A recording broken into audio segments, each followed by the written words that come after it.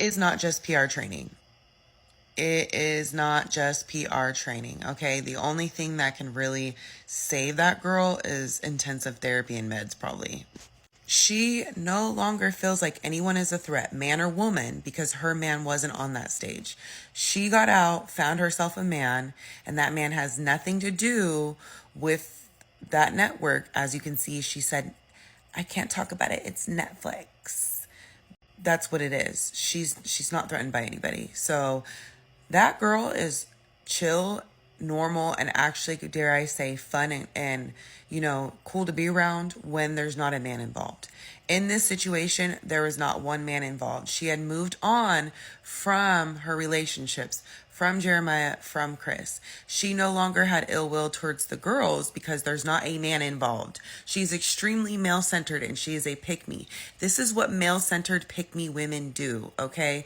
They are cool. They're fine when there's no man involved. When they have a man and they feel like they're winning because they finally have a man, they are literally fine. They're copacetic.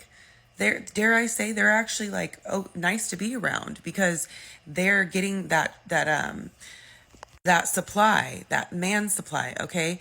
If there was no Louis in the picture, Honda, Hoodlum, it would have been a different reunion. It wouldn't have been, she wouldn't have been as agreeable, even with all the PR home training they could give her, okay? And as Andy said, Andy clocked the fuck out of her. Andy clocked the fuck out of her and said that you changed within a month, because she hasn't changed. She hasn't changed one bit. She's just adapted because she has a man now.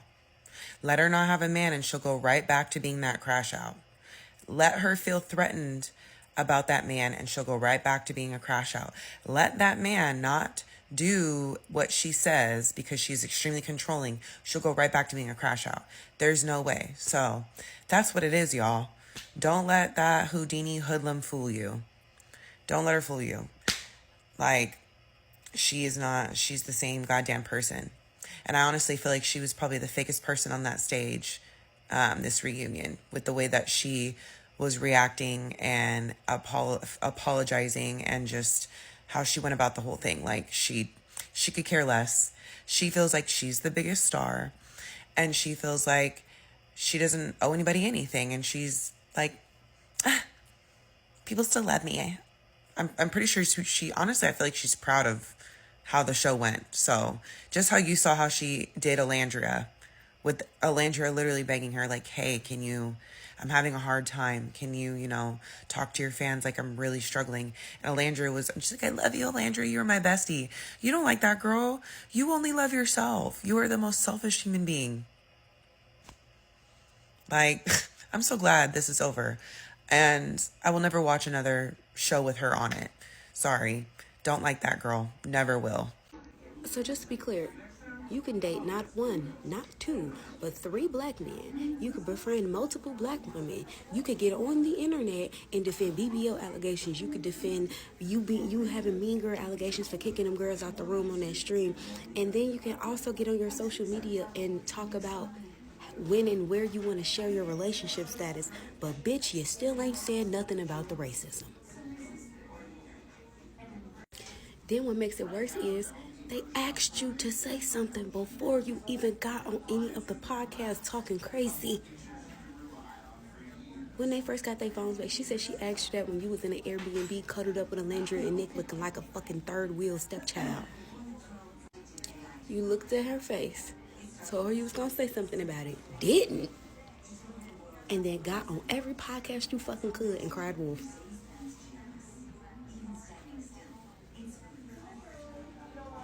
Then on top of that, it's like we all know that production, the experience that you had in the village may not be the experience that we saw all of it. Of course we didn't see all of it.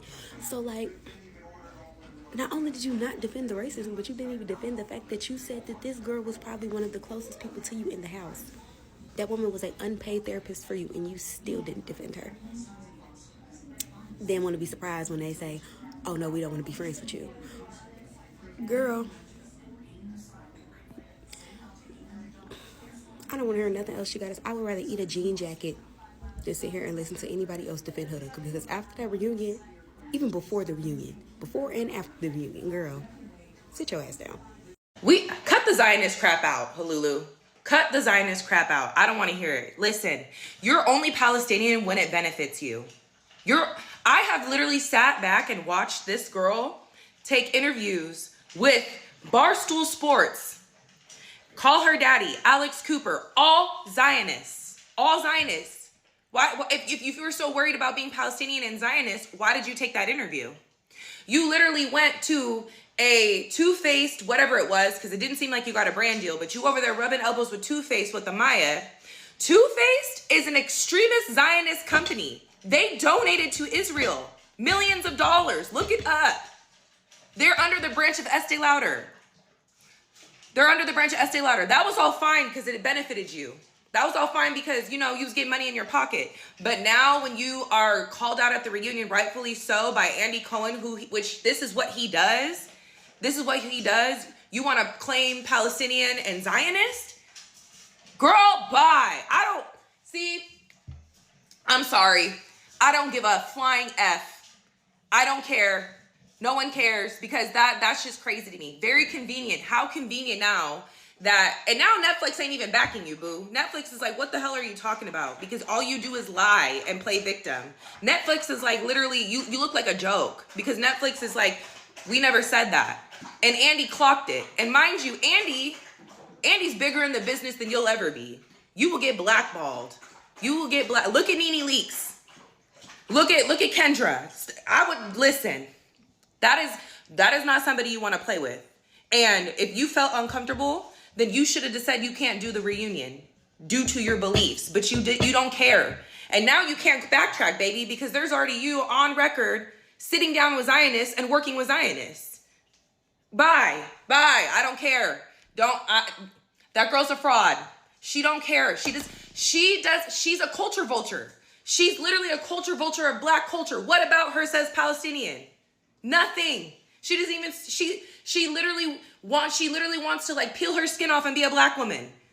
Just come on now, y'all. What are we